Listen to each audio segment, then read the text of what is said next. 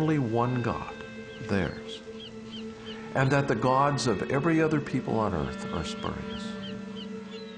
The Apostle Paul stated bluntly, "There is no other name under heaven given among men by which you may be saved, for there is salvation in no other."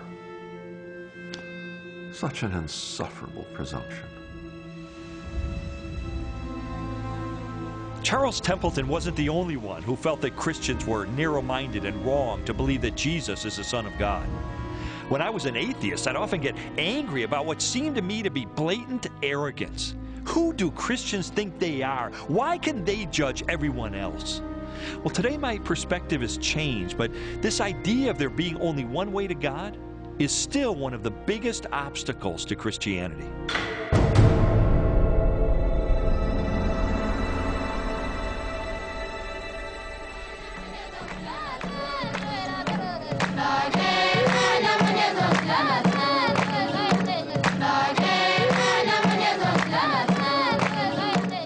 More than 2 billion people, about 1/3 of the world's total population, identify themselves as followers of Jesus Christ.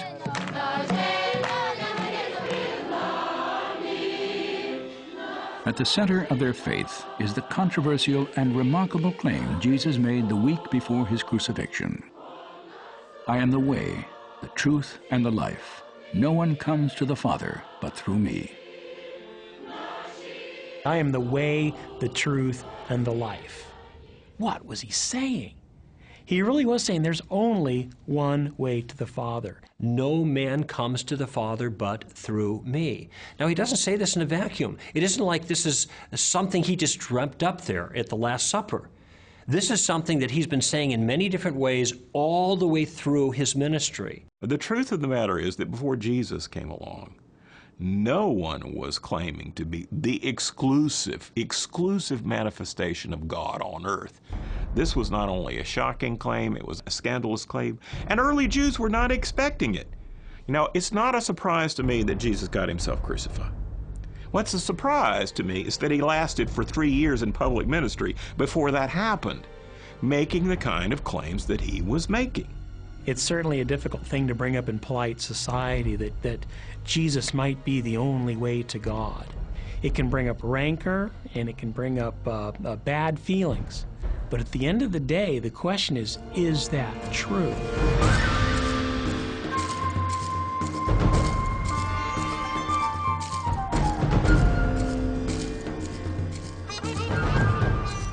Today, Jesus' claim to be the exclusive path to God is often challenged by the assumption that all religions teach basically the same thing.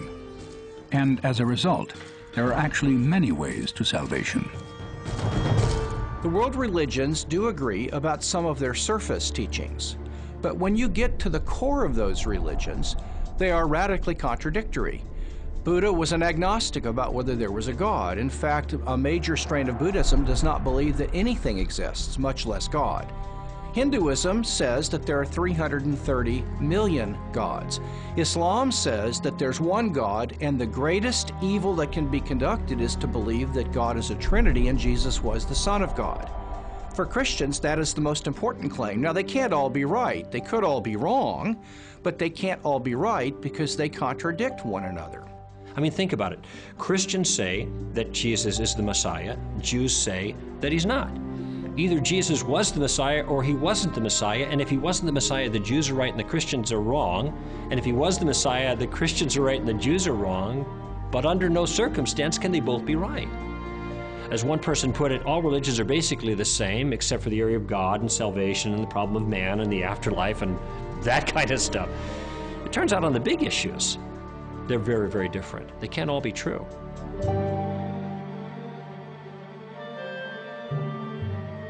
While the theological differences between the world's major religions are glaring, individual believers, be they Muslim, Christian, Hindu, Buddhist, or Jew, share a universal need. They have each experienced what the philosopher Pascal called a God-shaped vacuum in the heart, which cannot be filled by any created thing. In dealing with religious studies at the graduate level, one thing we were pretty certain of, scholars across the board, that maybe human beings ought not to be called Homo sapiens, the wise man, but rather Homo religiosus, right? The religious man. Well, why is that? Because no matter where you go, there is this religious upwelling. Human beings have a sense, deep down and across the board, that they are in some way not right with the universe. What they're really sensing is they're not right with God. They sense their guilt, alienation, separation from God. We hunger for a purpose and a meaning in life that goes beyond us. We need empowerment to live the kind of life we know we should, but we can't on our own. Jesus' identification of these problems and his solution to them is more profound than any other religion. This is why Christianity makes so much sense, because it offers a solution to the genuine problem. And it doesn't sugarcoat it, it doesn't candy coat it, it doesn't look past the real problem. It identifies it for what it is.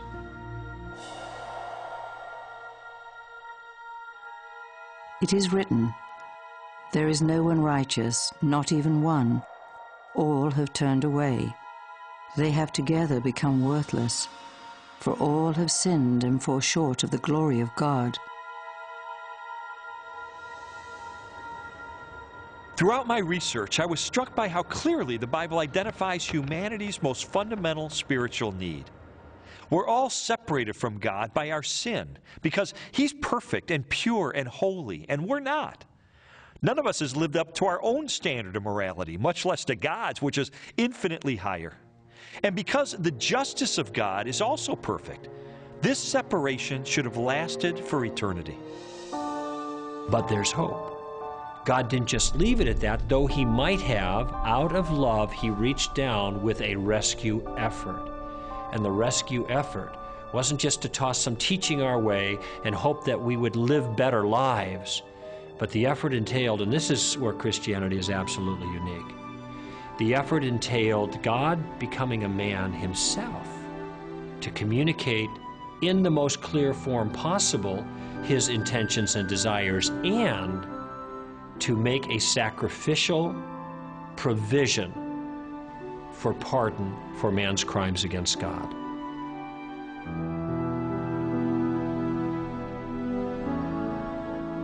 Jesus is the one mediator between God and human beings that can be man standing in the presence of God and can be God standing in the presence of human beings. He's the only God-man. He's the only God-man who can fulfill that role of bringing rapprochement, reconciliation, healing to the relation, the broken and severed relationship between God and human beings. What Jesus did then was to take the penalty for the crimes of men upon Himself so that human beings could be freed. He took the rap for their crimes against God. Not only does God come down to reach out to man, but He gives him a free pardon of his crimes. The solution to the problem is not in making man better. Okay, let's make up for past deeds gone bad. Now, that isn't going to work. The solution is grace. You were dead in your trespasses and sins, but God, who is rich in mercy, made us alive with Christ. For it is by grace you have been saved through faith, and this, not from yourselves. It is the gift of God, not by works, so that no one can boast.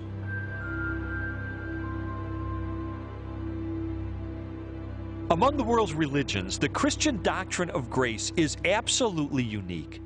You see, grace means that there's nothing we can do ourselves that qualifies us for salvation.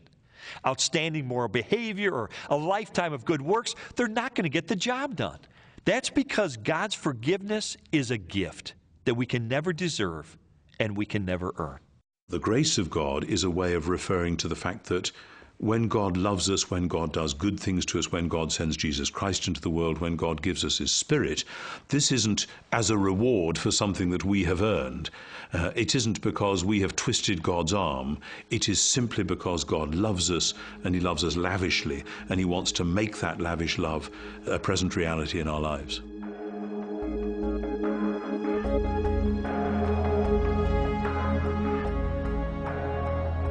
God is not looking down at the world at different religious clubs, the Muslim club, the Christian club, the Jewish club, the Hindu club, and He's not saying, you know, I like the Christian club better.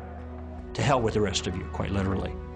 No, He's looking down at humanity, who is desperately wicked compared to His standards, who desperately needs to be rescued. And He offers a pardon, and He gives people an opportunity to either accept it or reject it. And this is why Jesus is the only way, because He's the only one who solved the problem. Suppose God knew that there was only one necessary and sufficient means to take care of the human dilemma.